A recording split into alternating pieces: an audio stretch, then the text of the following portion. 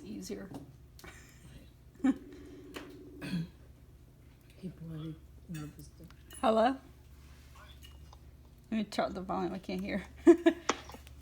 How you doing? I'm doing good. That's good. Are you on video? Yes. Okay, hold on. There we go.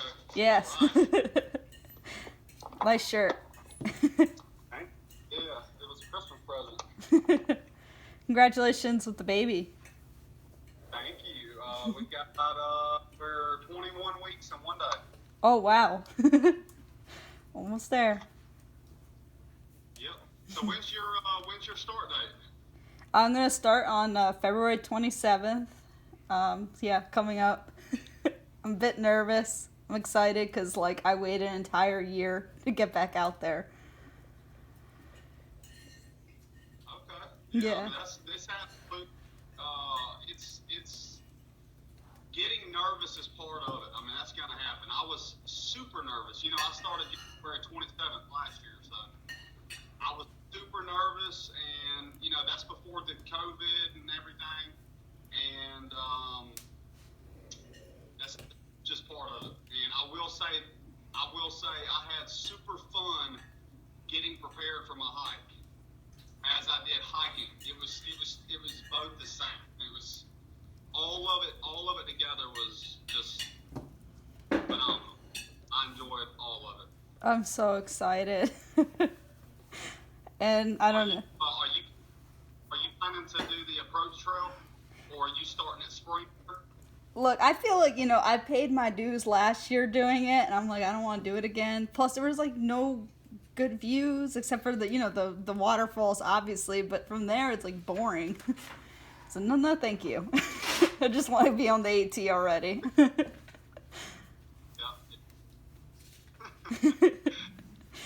Wow. Well, maybe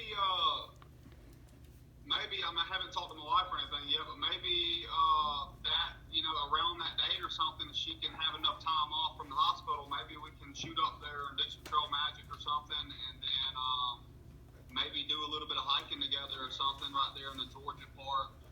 Oh, that would be lovely. Okay. Yeah. I'm slow, though. Hey, I haven't been hiking since I got off the trail. I went a couple of times, but I'm sure, you know, I was just looking at my Facebook memories, and it took me, my very first day on trail, I did 7 miles. I did 7 miles my very first day. It took me 5 days to get to Neal's Gap. Oh, wow.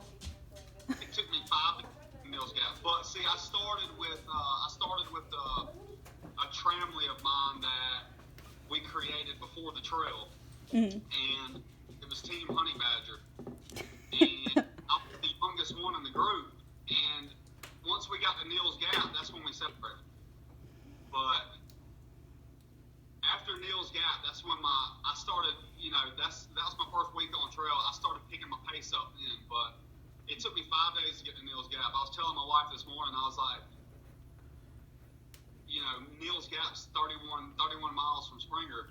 And I was like, it took me 5 days to get there. And she was like, wow, you know, because me and my wife did that section together, and it took us like 3 days. But I also had snow and sleet and ice. And like you said, you're nervous. I was nervous. I think the first week of being on trail, I don't know. It probably took me 2 weeks before I got adapted. She got my tripod here that I took on trail. Let me see if I can get this thing set up real fast.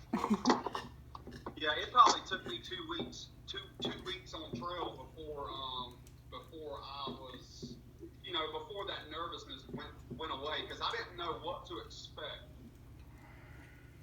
That's how I feel. I mean, when I first did it, I did the approach trail one day, and I deeply regret that decision. I mean, I was like, you know, I was 255 pounds, and like, I was exhausted. I was praying to Jesus just to lift my foot so I can get to the shelter.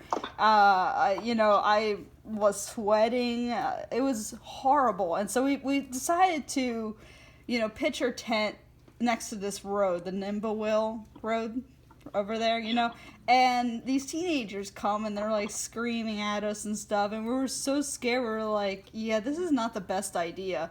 So we were hiking at nighttime, and there was a boar that came out of nowhere, and it was like going like, yeah, and started running and eating like a snake or something. And I was like, what is that, a bear? My mom's like, I don't know, just keep moving. And by the time I get to the shelter, I'm like, finally, relaxation, you know?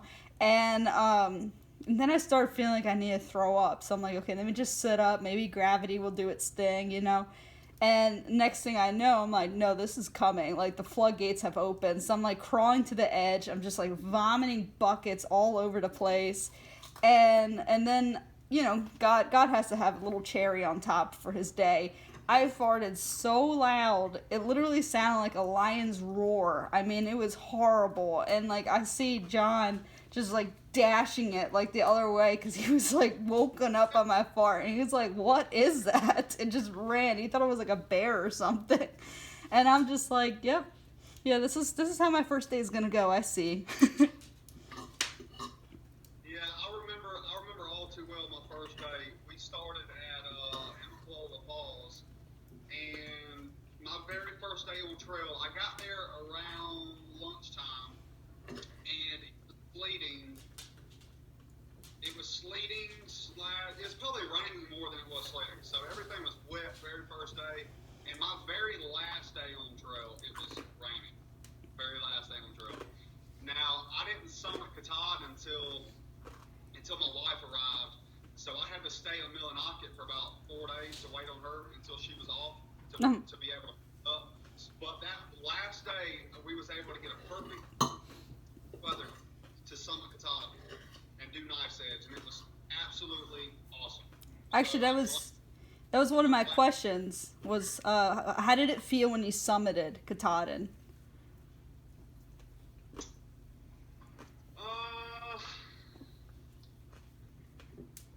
A lot of people I hear seem to when I summited Katahdin, I don't know, it was a little different than I think the reason why it was different was because my wife was there with me. I think that's the only reason. But I didn't really feel emotional when I summited Katahdin because I had her there with me to summit. And I think if I would have done it by myself, I think I would have probably had a little bit of emotion, a little more emotion come out. But you know, I had to act tough in front of the wife. I couldn't do all the emotion stuff. I just had to slap the sign and say, "See, I knew I could do it." I think just me getting to experience the time with her, I think I really didn't think about the 6 months prior to that. I didn't think about any of that. I just thought about what was going on right then and there.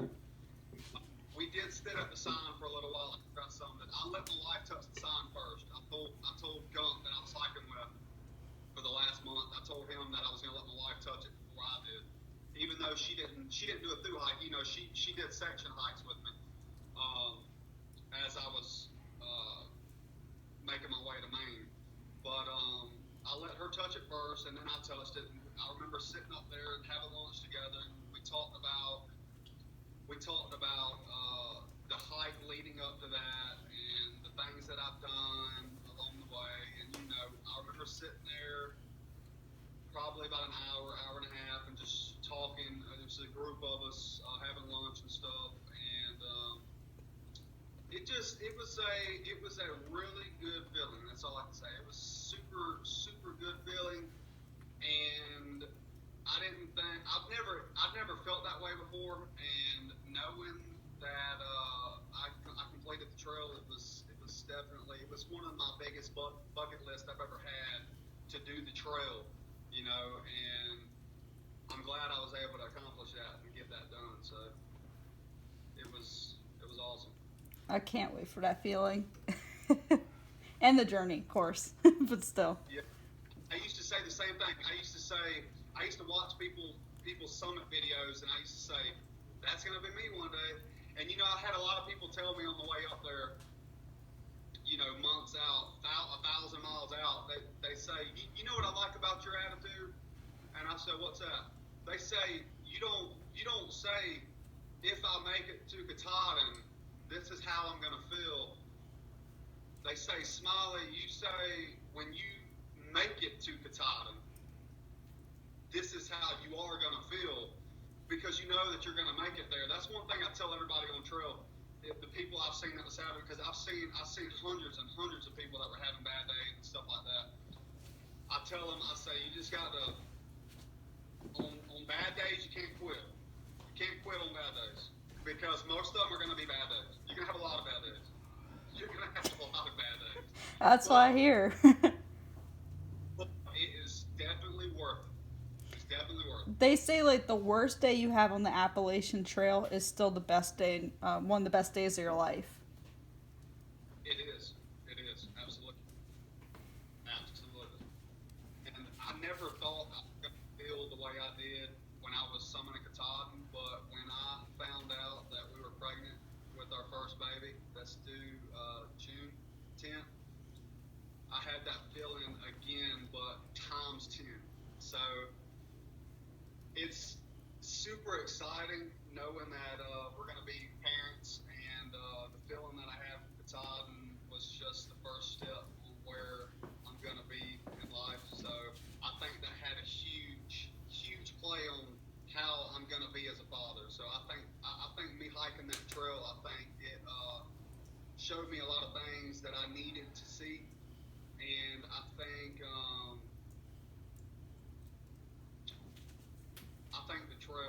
the trail put me exactly where I need to be for the day like today. I think the trail is why I am where I'm at. So I'm glad I was able to do that. Well, what did you learn from the trail, and what did you gain from the trail? I gained from the trail. You don't need money. You don't need let me take that back. You need money to hike the trail. Okay. Yeah, I was gonna say. But what I've gained from the trail is, everybody that hikes the trail, you live out of your backpack, and you come to realize super fast on day one that what you have in your pack is enough. I mean, that's enough. Of course, you have to go to a town once a week to charge your devices. I'm actually using mine now, the Power Core 20,000. This is what I used. I think I had the same one. Yeah, there was a guy up in Maine that gave me the sticker that says Katahdin, and the donkey. But the things that you need are what you have with you on the trail, and you come to realize that the small things. I used to tell people all the time. I used to say, every time I get on Facebook Live video or do my videos, I used to say, I just had the best day ever. And people would be like, why? Like, it's snowing on you. It's like 20 degrees. Why did you just have the best day ever? Somebody left me a Coke and a Snicker bar on a rock after 3 days of hiking in the woods. And, I left in January, so I didn't really see anybody, like, for a long time. I mean, I went a week and a half one time without seeing people. And this is when the COVID stuff just started to begin. So a lot of people were off the trail. There weren't that many people on the trail. A lot of people were postponing their hikes and stuff like that. Yeah, I was one of the people that left. Yeah, so it's the little things. It was the little things. That's what I learned. You don't need, a lot of people want, I think the trail helped me out with what I'm going through now, like I said earlier, because it showed me that I need little things in life. Little things make me happy in life. Like when I was out on trail, I used to talk about my wife all the time. All the time in all my videos. We've noticed. Number one fan, she always has been. And I just think that people out in the real world, we call the real world off the trail, they see a lot of money and having this and having that and having that, and I just don't something I learned from the trail is you don't need all that stuff and make you happy. Out on trail, I had very little, and I was completely happy with what I had. So I think that being said, for the rest of my life, I would remember that, and I'd be happy with what I have now. So I think that's like the biggest thing I've learned from the trail is be happy for what you have. That's a great lesson. Yeah. Let's see, like, what inspired you to do the trail? What inspired me to do the trail? So in 2019, I got a new dog. It's a chocolate lab. Her name's Stella. I wanted to. Me and my wife had a small dog, a Dachshund, which we have now, Lily. She's not really a hiker, so we discussed on getting a dog that can go hiking with us, a dog that we can take walking. So we wanted a bigger dog. So after we got our dog, I've decided that I wanted to take the weekend and go up somewhere I've never been before, Amicalola Falls, and hike to Springer and back. Which I'm going to be completely honest, that was my first longest hike I've ever been on prior to my thru-hike. It's like 18 miles. Hiking up the Springer that day, I ran into a girl. It had to be, I think it was March. It was March 2019. Yeah, it was March 2019. I was hiking up the Springer, and I remember running into this girl from Canada. Her dad dropped her off at Springer. I remember running into her that day after a few hours of hiking. I seen her backpack and everything. I knew about people through hiking the trail and stuff like that. And I asked her, I said, where are you hiking to? She said, I'm hiking home. She said, hiking home? I said, hiking home? Where's it? She said, back to Canada. And I was like, oh, cool. I said, that's awesome. So you're doing a thru-hike? And she said, yep. And she said, once I get to Katahdin, I'm going to keep going until I hit the Canadian border. And I said, that's awesome. So after that night, I'm a tent person. I sleep in a tent. But that night, I slept in a hammock that I took, my wife's hammock. And I was sitting there thinking, up on top of Springer, I didn't have any service or anything, but I was real anxious to talk to somebody about it. And I remember there being a ridge runner there and a group of Boy Scouts. There was a group of Boy Scouts there, probably a group of 15 or 20 Boy Scouts. And I remember sitting there talking to them about, man, what if I was to thru-hike? Like, what if I was to do that? And I just, all night long, I was thinking about it. So the very next day, it was Sunday. I only went up there for 2 days. I live about 3 hours from the trail, so I was able to do that. The very next day, I was hiking down the mountain. I kept looking at my phone, waiting until I got service on my phone. And I finally had service on my phone.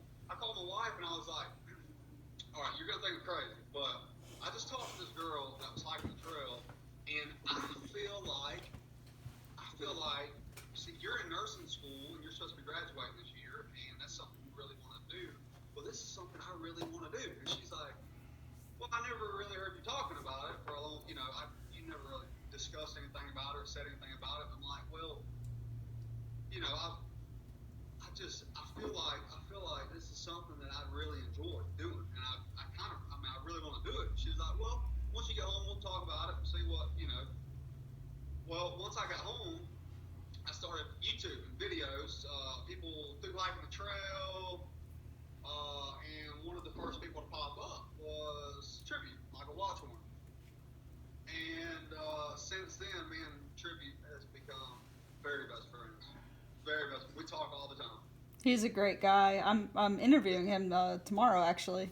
Oh, okay. Yeah. I've seen I've seen some names on there that I'm familiar with. Yes. And you're interviewing Hulk Maines, and there's a lot of good people you got on there. But I started watching YouTube videos, and that's where I found Tribute. So I followed from March all the way to when he summoned Katahdin, I think in August. No, I think it was sometime around there. Anyways, when he summoned Katahdin, between that whole time, I was talking to him about encouraging him. I was watching his videos. He was encouraging me on preparing for my thru hike. I was able to get with Hulk names too along this time and and ask him for some questions and stuff like that about advice on different things.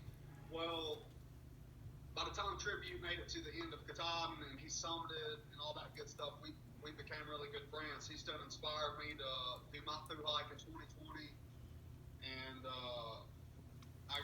just a huge shout out to Tribute for doing that. I mean, if it wasn't for Tribute, who knows? I might have not did my thru hike. I mean, he really inspired me and talked me into doing it. And January 27th, 2020, Tribute drove down from Utah or where he's from and hiked the approach trail with me and got me going and interviewed me for the first few days. And then he met me again in Hot Springs, met me again another time on the trail. Tribute was a huge part of my thru hike. Fontana Dam, he hiked through the Smokies with me.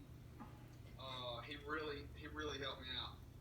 Not just me watching his thru hike, but him coming and doing my thru hike with me on some sections. And even today, he still keeps up with me, and we talk. And he's Tribute's family. Tribute will always be family to me. So I have a lot of people on trail that are like that I've met. There was somebody I met that I hiked with for about 4 days on trail, and they'll always be family to me. It's crazy how the trail works, but you can meet somebody, and an hour later, y'all are best friends. Like, y'all, you know everything. You talk. That's why I love the trail. I love the trail because you can meet a stranger, and you can be best friends. You can be best friends, and that's what I love about the trail. So my goal in life now is when my son's born is to get him involved in the trail, and get him involved in hiking and the hiking community, and let him experience what I got to experience, and maybe he'd like that. So that's what my next biggest goal is. No, that's a great thing. Like, my mom had my brother and I we hiked all over Shenandoah. I mean, I know that park, and yes. yeah, and my mom basically instilled to me that I don't need a man. I can do this on my own, so I can get through life on my own. I'm more independent, And I don't know if you've done Old Rag or heard of it. It's a mountain in Shenandoah. Literally, that would be a playground for you. It's freaking amazing. But yeah, I remember going up, and it's extremely brutal. It's 10 miles, and it's a hard trail. I remember going up it, summit, come back down to the parking lot, and my mom's like, again. And I'm like, what? We just did this. She's like, again. And I'm like, all right.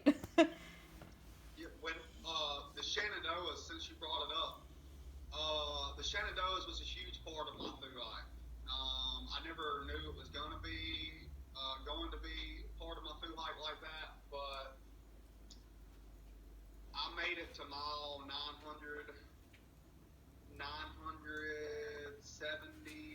something, somewhere around there. I might be wrong, give or take. I think it was right before mile 1000. It was late March, the last week of March. COVID done hit real hard. My wife was part of the ER at the Coliseum in Macon. Had to deal with a lot of COVID patients.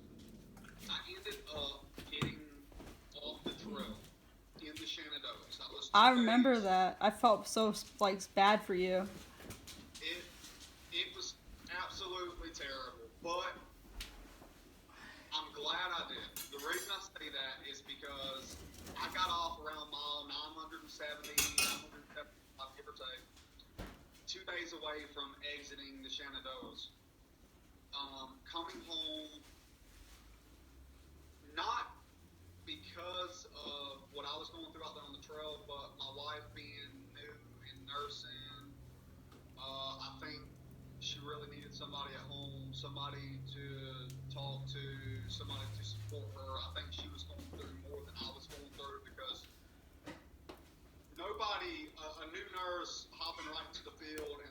COVID outbreak, you know, it had to be, you can only imagine, it had to be bad on her, you know, like not knowing what's going on, you know, having to learn something totally new. I'm talking weeks after graduating. She Yeah. jumped right into the field, so it was pretty intense. So I thought that I needed to be home for her. So being a husband, being a man, I packed my bag up. I said, I'm going home. I ended up going home for a couple of weeks. After talking to my wife and, you know, seeing that she's okay now, you know, she's got everything down packed, I told her, I was sitting here one day and I said, baby, you know, I'm going to have to go back out there and finish this trail. You know, like, the anticipation's killing me. I'm going to have to go back out there and do this. She said, I know you are. I know you are. You know, you'll be talking about for the rest of your life that you only did half of it. So, I think it was like a Saturday. I said, well, I'm leaving Monday. I said, you're off Monday? She said, yep. I said, can you take me up there and drop me back off in Shenandoah's? She said, yep. So 2 days later, you know, I decided I was going to go right back out there. So after my 3-week break, I ended up going right back out there and finishing my thru-hike. But on the way up there, we stopped at between Amicalola Falls and the Shenandoahs. We stopped at my favorite spot on the trail thus far, which was Roan Mountain. Roan, thank you. Yeah, I remember. Roan Highlands. Yeah, that's what it is. Going to 19E. I took my wife there and I told my wife, I said, there's a trail angel I met, Robert Bird, and I've already talked to him, and before you drop me off Sunday, he's going to take me and you to the Roan Highlands, where he picked me up at, and me and you're going to hike that little section together. It's like 20 miles, and we had the best time of our lives that day. It was super fun. It was exciting. There was no snow that day. It was beautiful. We hiked the 19E. He picked us up the very next day. She dropped me off in the Shenandoahs, but it was awesome. I had to stop you there when you said the Shenandoahs, because the Shenandoahs, that's where it all happened. That's where I had to get off and get back on because of COVID, and you know, but it was. I remember the Shenandoahs very well. It's very beautiful. It's like it's my haven. Been going there my whole life, but I remember when 9/11 happened. I was in kindergarten, and my parents, like, we just went to Shenandoah, and it was very, like, surreal because it was so quiet because there was no airplanes crossing through and nobody was out there. But it was like something we needed. We needed nature and peace after that event because it was chaotic. Yes, it was. I remember that all too well. Yeah. Let's see. Do you have any regrets with the trail? People ask me if I have any regrets getting off the trail for 2 weeks and getting back on for COVID, and I say no. And the reason I say that is because my wife needed me. I believe, you know, even if she says that she would have been okay, I think she still needed me at the time, and I needed her. So we needed each other, and I think that's a big part of the trail is having somebody who supports you fully. And I'm glad that my spouse was able to do that. So people ask me if I had regrets getting off, and I'd have to say no, because at the very end, towards the end of the trail, I ran into people who I wouldn't have if I would have kept going. Gump, very good friend of mine, just like Tribute. Gump's a very good friend of mine. I call her family now. We hiked through the New England section together. And if I would have got off, we would have never ran into each other. So I think everything happens for a reason. And I think life's too short to have regrets. I agree with that. Yeah. So I honestly believe that everything happens for a reason. And I'm glad it did, and I wouldn't change it again. I'd do it all again the exact same. Even the part of starting in January. The reason I say that is because I love snow. I'm from Middle Georgia, so we don't get no snow. Like every now and then, you know, back in 1994, 1973, we got some snow. I wasn't here for that one though, but we rarely snow, and I've always loved snow. Me and my wife would drive up to West Virginia, places like that, to go snow tubing. We do a lot of out of town trips just to go see snow. That's the big reason why I wanted to start January. Not because of the bugs or snakes or anything like that. I just wanted to make sure I was hiking in snow. And day number 1, I was hiking in snow. So I think all the way through my first 700 miles, it was almost every other day I was in snow. So I got what I asked for. I'm scared to hike in the snow. even Katahdin, the day after we summoned Katahdin, as you can see, I summoned Katahdin August. Yeah, August, late August. I was in my thermal. It was pretty cold up there. The next day, there was ice on the ground on top of Katahdin. That's how cold it was in late August. Oh wow! I mean, it gets cold up there. You know, Katahdin's a mile high, and the Boy Scouts around the area, the sign that says Katahdin, it sits up on rocks. The reason why they do that is because at the top of that sign, it's 1 mile high. Is what I was told by a local hostel. The Boy Scouts go up there and maintain that, and they keep that sign exactly where it's at. That way, it's 1 mile high. So I thought that was pretty neat. It's interesting. I actually have a photo I'd like to show you. Hey, babe. Hey, Whitney. Can you give me that Katahdin photo, please? So we were in Millinocket. When my wife came up and visited me, and we ended up getting a Katahdin photo from one of the photo shops around the area. And I'll always have this photo now to remind me how beautiful Katahdin is. Katahdin and Knife's Edge was my favorite part of the whole hike. Like, it was my favorite part. There were a lot of favorite parts, but Knife's Edge and Katahdin was by far my favorite. Thank you. Wow, that's beautiful. Yes, That looks like a beast to hike, though. Yep. It was, so the trail, you see right here. So you come up this side, right? Mm-hmm. And you hike across and across and across, and the sign's up here. And then from the sign, this is Knife's Edge. You go all the way down Knife's Edge. But Knife's Edge, my wife, this might help you out, you know, being nervous, but my wife is not an avid hiker. She's not an avid hiker. Like, we've been on some hikes together, but she's not an avid hiker. My wife did Knife's Edge. Oh, wow. And I think Knife's Edge, when we were up there, it was probably 30, 40 mile an hour gust.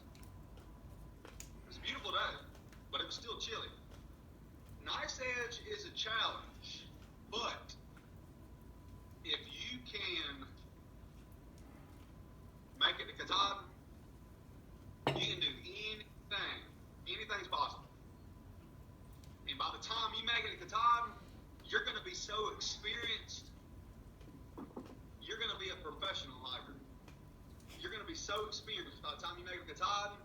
I think Knife's Edge would be fun for you to do. I think so. I encourage everybody to do Knife's Edge. It's super fun. I've seen like videos of it. And I'm like, that looks like my cup of tea, because I prefer like dealing with rocks, bouldering kind of stuff. That's my cup of tea when it comes to hiking. So when I see that on the trail, I'm like, yes, I'm so excited. Yeah, my wife was so scared which when we were on Knife's Edge,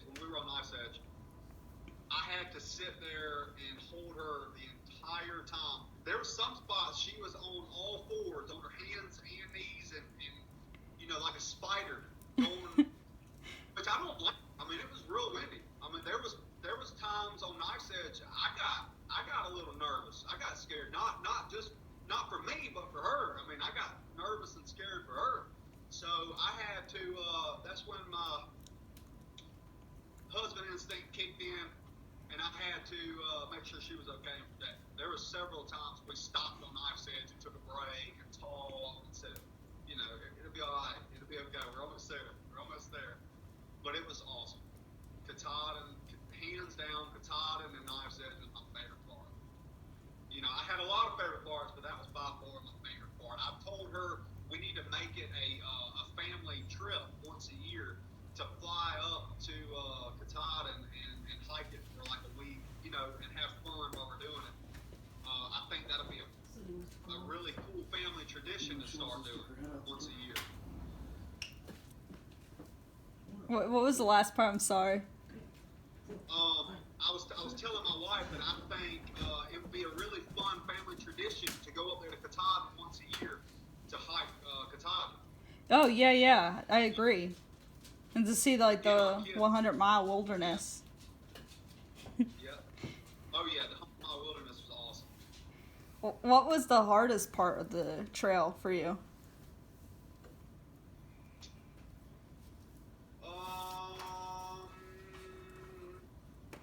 When I got food poisoning. Food poisoning?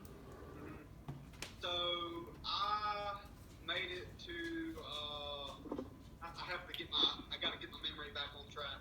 So I made it to Johnson City, Tennessee, where Darius Rucker's from, the country singer.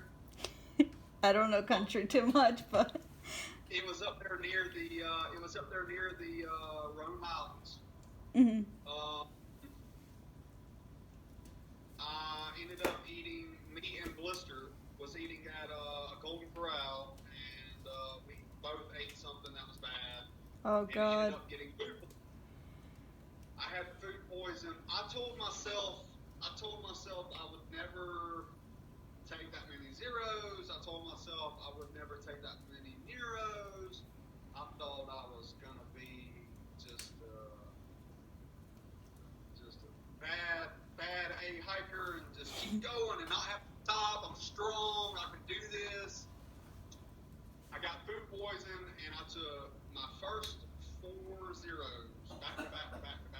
I laid on the sofa. I remember calling my wife because by this time my wife was a nurse. I was like, oh my God, I got food poison. I can't eat. I can't drink. What do I need to do? And she said, you just gotta lay there and rest it out and just try to sip on some Gatorade and eat some crackers. And that's what I had to do for 4 days. But that was by far the worst part on trail was when I got food poison. I think even if you were at home, you'd be feeling the same way, but I felt like I was like, well, this is it. I said, Blister, we're gonna separate. I'm not gonna see nobody. We're gonna be alone again. And I felt like it was the end of the road. I was like, man, I was doing so good. Physically I'm strong, but mentally, now that I'm sick, I can't help it. And after day number 4, I was back up at it again, and I was strong, and I never had a day like that again on trail. From Tennessee all the way to Katahdin, I was perfect. I made sure I stayed away from the buffet restrooms. Yeah, especially Golden Corral. That actually reminds me of a friend of mine. His regret on the AT was he drank contaminated water and got a parasite. But he's like, I'm going to keep machoing on. So he got to Katahdin and everything. Great. But what ended up happening is that he ended up getting celiac disease. So now he just has to deal with that and can't eat gluten and stuff because that's what the parasite did to him. So. Yep.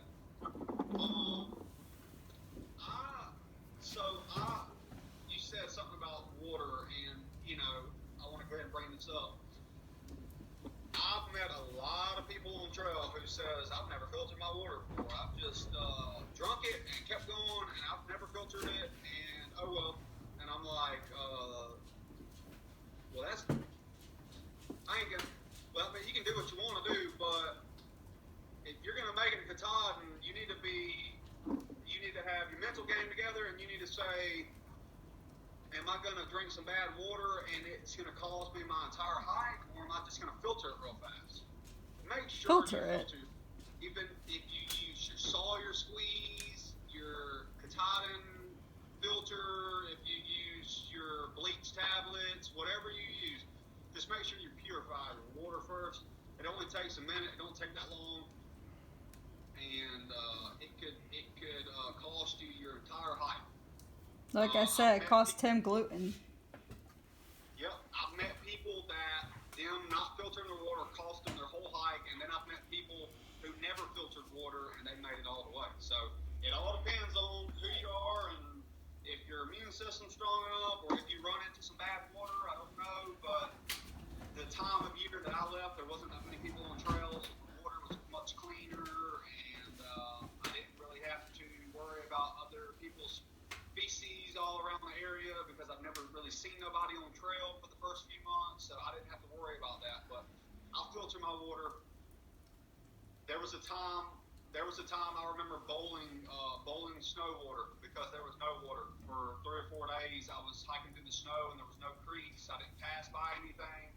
I remember taking snow and putting it in my cup and bowling it and then filtering it again just to make sure. But I remember having to do that for 2 or 3 days, 4 days, because there was no water around. But just make sure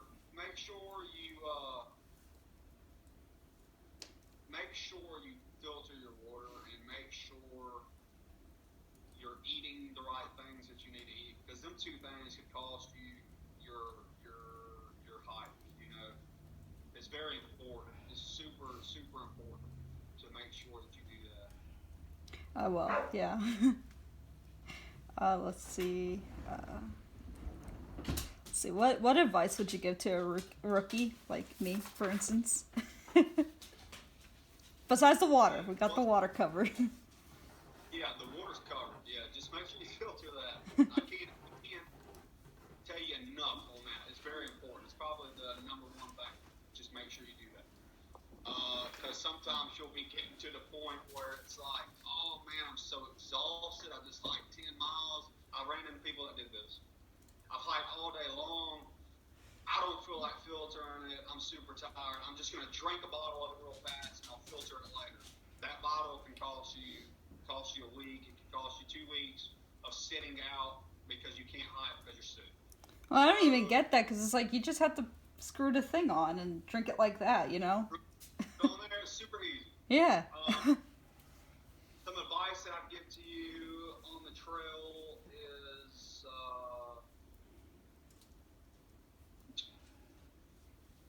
I would say make sure you stay dry, but yeah, that's impossible. It doesn't matter what kind of gear you have. If you have the expensive rain gear, the cheap rain gear, you're going to get wet. There's going to be times where everything's going to be wet. You're just going to be wet. There's nothing you can do about it. It's going to happen. Some advice that I can give to you is, and I don't want to go too much into detail, road crossings, towns, like when you go into towns for resupply and you cross roads, be super careful and cautious. The most dangerous thing on trail is other people, obviously. It's not the animals. I've never had a problem with animals. I've seen bears and moose and elk.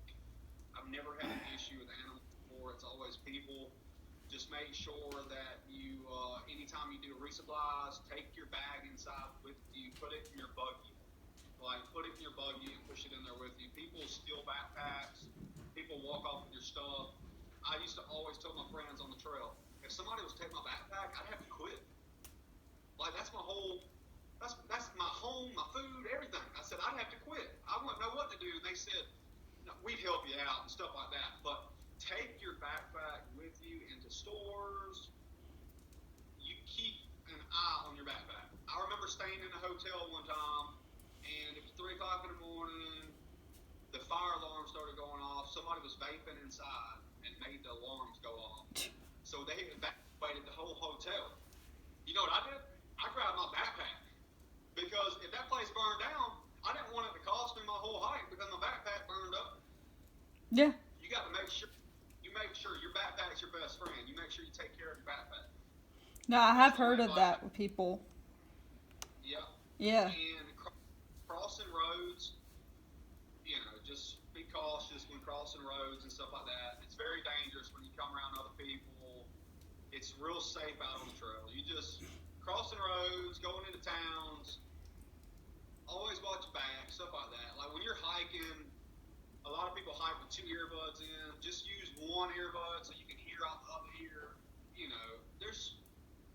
I have heard of that. Like a thru-hiker had 2 earbuds in, and she's doing her thing, and a bear comes out of like left field and ran her over.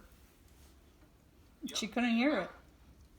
Nope, and just as well everybody does, this world's not the way that we all like it. It's an evil world. There's cruel people out there, but there's beautiful parts of it, and just always watch your surroundings and keep one earbud in. You can have the other one out. That way you can hear what's going on around you. But just anytime you go out into the public in places that you're unaware of, just always keep your guard up with protecting your stuff and the people around you and stuff. There was times that I'd be on trail, like up near New York and New Jersey and places like that. The trail would come real close to towns, and there'd be homeless people or people on the trail that were out day hiking and stuff that I just didn't really get a good vibe from. So I just continue hiking. Just make sure you put yourself in a safe situation. Be smart about it. Yeah. Just like filtering water. Exactly. Exactly. Let's see.